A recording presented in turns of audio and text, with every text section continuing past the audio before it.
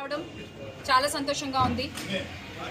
అయితే ఇక్కడికి వచ్చిన తర్వాత ఇక్కడున్న సమస్యల గురించి కూడా కొంచెం మాట్లాడాలి కాబట్టి ఖచ్చితంగా మనం ఒక క్లోజ్డ్ రూమ్లో జరిగిన డిస్కషన్స్లో ఓపెన్గా ఒక రాష్ట్ర భవిష్యత్తుని, ఒక రాష్ట్రాన్ని తాకట్టు పెట్టేసిన ఒక కథ గురించి వాళ్ళు మాట్లాడుకుంటాం ఈ ప్రెస్ మీట్లో. మీకు గుర్తుంటే కనుక 2024లో మనం ఒక కథ చెప్పుకున్నాం.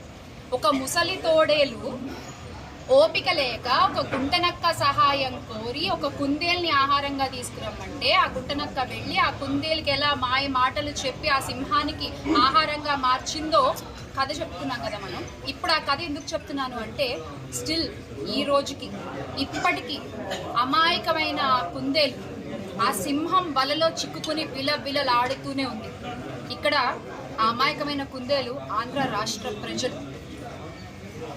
ఒకటి కాదు, రెండు కాదు, ప్రతిసారి ఈ కూటమి ప్రభుత్వంలో రాష్ట్ర ప్రజలకి అన్యాయం జరుగుతూనే ఉంది. ముఖ్యంగా రాయలసీమ ప్రాంతం గురించి మాట్లాడుకుంటే కనుక, మరి బాబు గారు ఆయనకి జన్మనిచ్చినటువంటి రాయలసీమ ప్రాంతంపై ఎందుకంత ద్వేషాన్ని పెంచుకున్నారో మనకి తెలియదు. కానీ ఈ రోజున ఈ ప్రాంతానికి ఒక జీవధార, ఒక ప్రాణధారగా ఉండేటువంటి రాయలసీమ లిఫ్ట్ ఇరిగేషన్ ప్రాజెక్ట్ ని ఆపడానికి అన్ని విధాల ఆయన శక్తి వంచన లేకుండా ప్రయత్నిస్తున్నారు. మనం ఇప్పుడు అసలు కథలోకి వెళ్దాం. అసలు అంటే వాగ్దానాలు ఏంటి, చెప్పిన మాటలు ఏంటి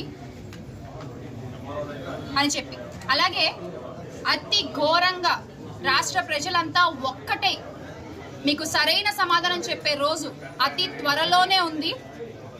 అసలు నెల్లూరులో కూడా అసలు అధికారులు వెళ్తుంటే ప్రాజెక్ట్ చూడడానికి మీరు ఆపేస్తారు. ఎందుకంటే మీ గుట్టు బయటపడుతుందన్న భయం. ఎక్కడికక్కడ అడ్డగించేస్తే ఆగిపోతారన్న ఒక ఆలోచన. ఎంత అడ్డగిస్తే అంత ముందుకు కదులుతాము.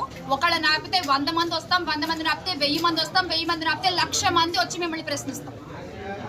మీలాగా ప్రశ్నిస్తామని చెప్పి పక్కన కూర్చునే రకాలు వైఎస్ఆర్ కాంగ్రెస్ పార్టీ కార్యకర్తలు కాదు, నాయకులు కాదు. దయచేసి ఈ విషయం గుర్తుపెట్టుకోవాలి. Make Andhra great again with Jagananna. జోహార్ వైఎస్ఆర్, జై జగన్.